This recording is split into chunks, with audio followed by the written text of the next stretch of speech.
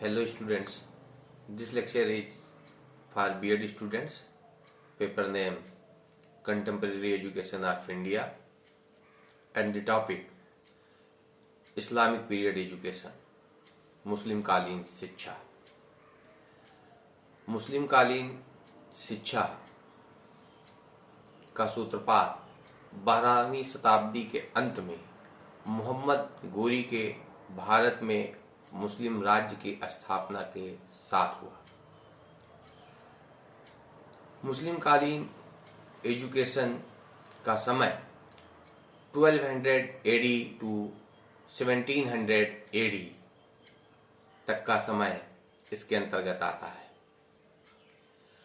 लगभग 550 इयर्स के इस दीर्घकालीन मुगल शासन में भारतीय सभ्यता एवं संस्कृति पूर्णतः परिवर्तित हो गई। इस प्रकार से मुगल कालीन साम्राज्य की स्थापना के साथ ही वैदिक कालीन शिक्षा व बौद्ध कालीन शिक्षा के अवशेष चिन्ह पूर्णतः समाप्त हो गए।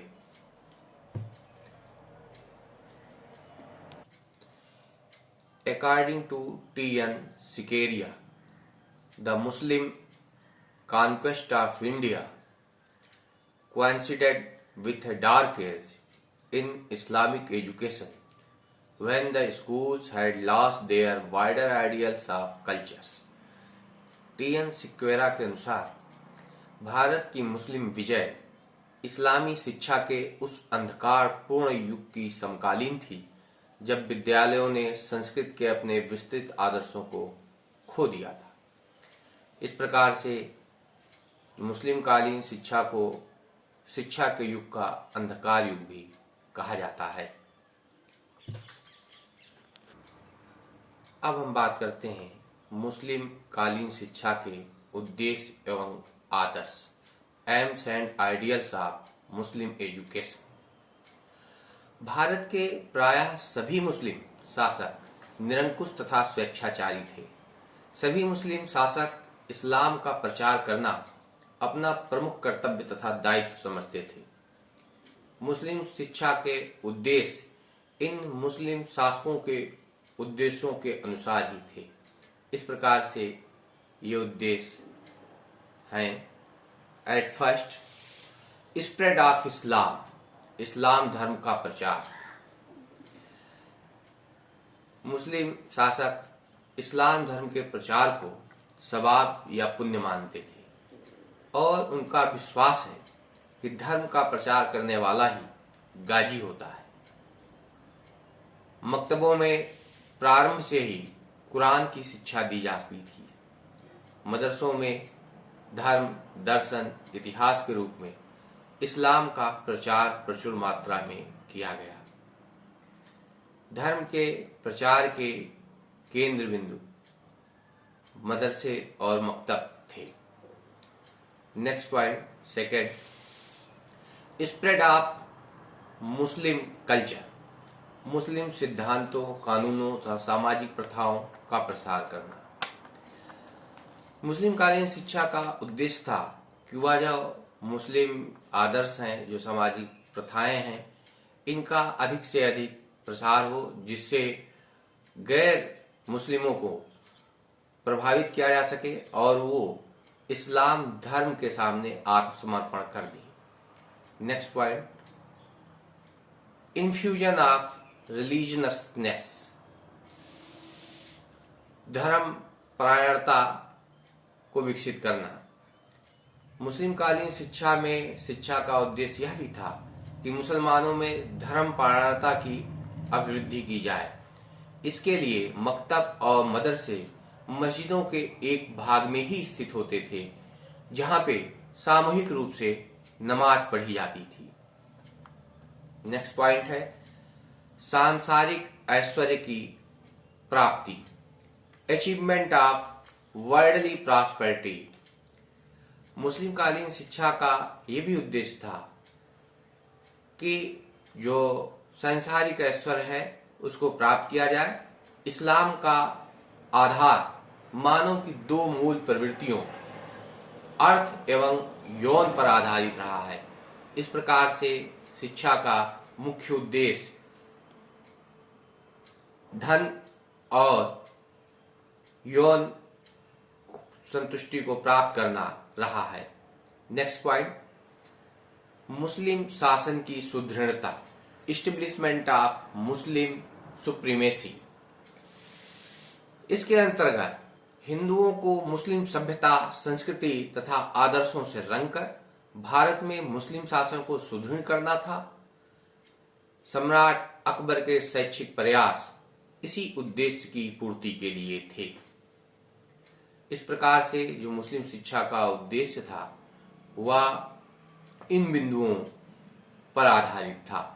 अब हम बात करते हैं शिक्षा की व्यवस्था के बारे में। Organisation of educational system in Islamic period. मुगलकालीन शिक्षा प्रणाली में शिक्षा के दो स्तरों का उल्लेख मिलता है। इसमें प्राथमिक और उच्च शिक्षा।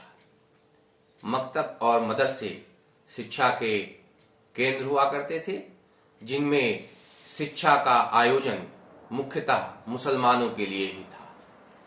Doctor F.E. केई के अनुसार कुछ अपवादों के अलावा मुस्लिम शिक्षा जनता के उन अल्पसंख्यकों के लिए थी जो मुस्लिम धर्म को अंगीकार कर लेते थे। According to doctor F.E. Keay, Mohammedan education with a few exemption was open to that minority of the population which embraced the Mohammedan faith। अब हम बात करते हैं प्राइमरी एजुकेशन की, प्राथमिक शिक्षा। प्राथमिक शिक्षा की जो संस्थाएं थी उन्हें मकतब के नाम से जाना जाता था। इनमें केवल मुस्लिम बच्चों को प्रवेश की अनुमति थी। प्रवेश के लिए के समय जो मौलवी होते थे उनके द्वारा कुरान की आयतें सुनाई जाती थी। बच्चे को इन आयतों को दोहराना होता था। किसी प्रकार से दोहराने में असफल होने पे उन्हें सिर्फ बिस्मिल्लाह कहलवाया जाता था। इस प्रकार से यहाँ से शिक्षा की शुरुआत होती थी। शिक्षा ग्रहण करने के लिए जो आयु थी वह 4 वर्ष 4 माह 4 दिन की थी। मकतब में पाठ्यक्रम के अंतर्गत पढ़ने लिखने और साधारण अंकगणित सिखाया जाता था। पढ़ने लिखने में दक्षता हासिल करने के बाद उन्हें अन्य विषयों की भी जानकारी दी जाती थी। शिक्षा का की जो भाषा थी वह फारसी थी। शारीरिक दंड, किसी प्रकार से शिक्षा ग्रहण करते समय त्रुटि होने पर, अनुशासनहीनता करने पर कठोर शारीरिक दंड का प्रावधान था, जिसमें छड़ी द्वारा छात्रों को दंडित किया जाता था या उनके ऊपर कोई कठोर सामग्री लाद के उन्हें घंटों बैठाया जाता था। अब हम बात करते हैं शिक्षण विधि की। शिक्षण विधि जो है वह मौखिक और प्रत्यक्ष विधि थी, जिसमें मुख्य रूप से कंठस्थ करना शिक्षण विधि का मुख्य तत्व था। अर्थात छात्रों को विभिन्न दिए गए कार्यों को रटना होता था। अब हम शिक्षा के दूसरे स्तर के विषय में बात करेंगे, उच्च शिक्षा, हायर एजुकेशन। हायर एजुकेशन के जो शिक्षा के केंद्र थे उन्हें मदरसा कहा जाता था। मदरसों में उच्च शिक्षा ग्रहण करने की अवधि 10 से 12 वर्ष तक की होती थी। इनमें अरबी और फारसी भाषाओं के साथ साथ साहित्य, व्याकरण, कृषि, भूगोल, कानून, यूनानी, चिकित्सा इत्यादि विषयों की शिक्षा दी जाती थी। यहाँ पर भी शिक्षण विधि जो है वह मौखिक विधि थी। शिक्षक द्वारा भाषण विधि का प्रयोग किया जाता था या लेक्चर मेथड यूज किया जाता था। मॉनिटोरियल सिस्टम इसमें कुछ ज्यादा प्रचलित थी, अर्थात छात्रों के द्वारा ही छात्रों को पढ़ाया जाता था। यहाँ भी शिक्षा का माध्यम फारसी भाषा थी। उच्च स्तर की शिक्षा की कुछ उपाधियां थी जो छात्र शिक्षा ग्रहण करके निकलते थे, उनको अलग अलग क्षेत्र में उपाधियां दी जाती थी। साहित्य में दक्षता हासिल करने वाले छात्रों को काबिल, धर्मशास्त्र के छात्रों को आलिम, दर्शन शास्त्र के छात्रों को फाजिल की उपाधि से नवाजा जाता था। अब हम बात करते हैं वुमेन एजुकेशन की। मुस्लिम कालीन शिक्षा पद्धति में मुगल कालीन समय पर्दा प्रथा होने के कारण अधिकांश स्त्रियां शिक्षा से वंचित थीं। केवल कुलीन वर्गों और शाही घरानों की स्त्रियों के लिए शिक्षा की व्यवस्था थी। सामान्य स्त्रियों को शिक्षा नहीं प्रदान की जाती थी।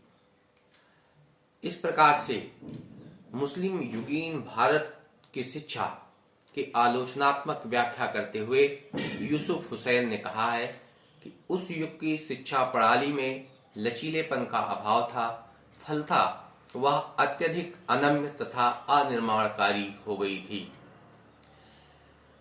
According to Yusuf Hussain, critically speaking, the system of education in vogue in medieval India lacked resilience and had become much too rigid and non-creative. इस प्रकार से हम लोगों ने मुगल कालीन शिक्षा पद्धति के विभिन्न बिंदुओं पर आज चर्चा की। धन्यवाद।